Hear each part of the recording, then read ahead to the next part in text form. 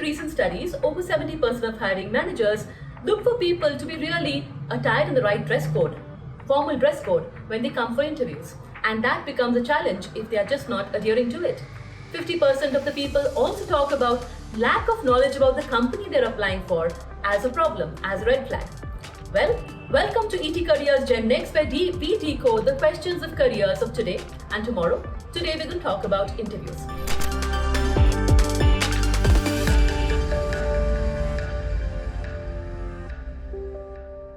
Interviews, are essential but often difficult part of getting through a job, especially for freshers and at early career levels.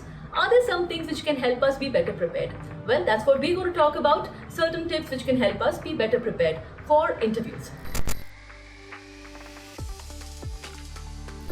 Now, interviews are not just interrogations, they're conversations. The interviewer is trying to find out not just about your skills, but also about how well you would fit the company culture, maybe your problem solving, your critical thinking skills, your personality. And therefore, it does help to have that extra level of preparation for the interview. Some of these tips is what we'll dive into right now. First and foremost, start with a little bit about the company which you're applying to. Now, most companies have websites. Look at some of the pages like the About Us page, the history of the company, the products and solutions which they are already offering in the market, some of their customers, case studies if they have on the website. That will give you a sense of how they work, what they're offering, what they value. Some of them also talk about their values on the website. So these are good things to look at in terms of what the company is already doing and therefore what could be important for them. If it's a publicly listed companies, they would also have a lot of financial performance data and the strategy information in their annual reports. So if you have the time, again, good to look at, and that can come up as reference in the discussions when you are talking to the interviewer and if you get the chance. So company is a great starting point for researching, and will also show you how well you might fit in the company as part of your research. Second, the job description, already a document which you might be having with you, but it's not just for saying that yes, I fit all these skills. It's about maybe thinking through why these skills are important and certain skills why you might be really good and certain examples where you have demonstrated those skills. So those are things probably which could come up and act as reference points during the discussion in the interview. So that's the second, job description. Now, you would find the point number 3 is that there are certain common questions which often get asked, especially in early stage interviews because you don't have a lot of experience. So these are certain common questions which interviewers ask you. So knowing that, we can prepare and get the answers, know the answers before we come for these kind of interviews. What are these questions? Well, often interviews start with, tell me something about yourself.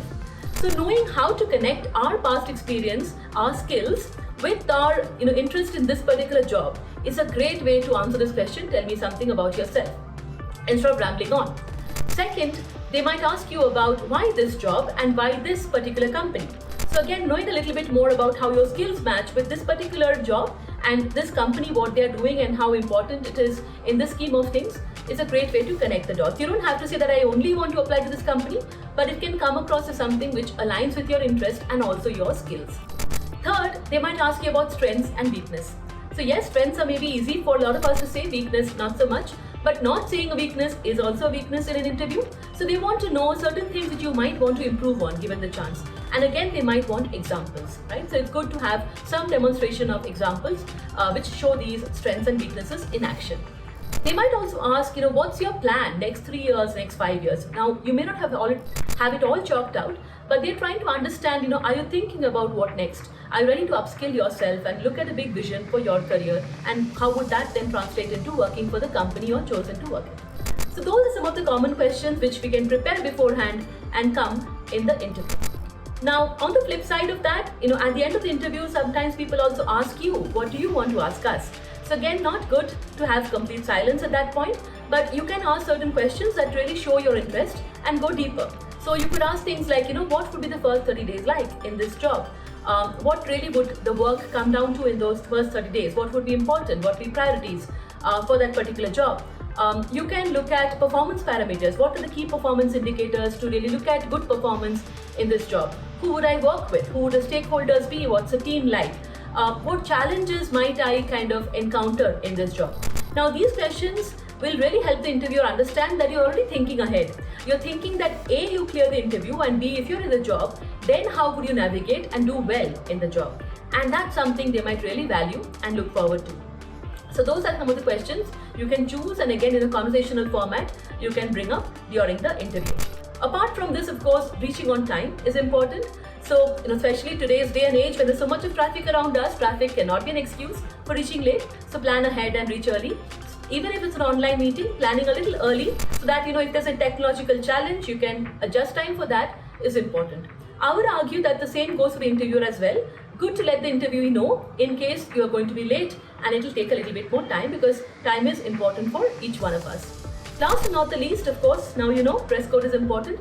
You don't have to be the best dressed person, but just dressing neatly and formally for the interview gives that additional sense that you are looking at this job seriously and you really want to excel even in the interview.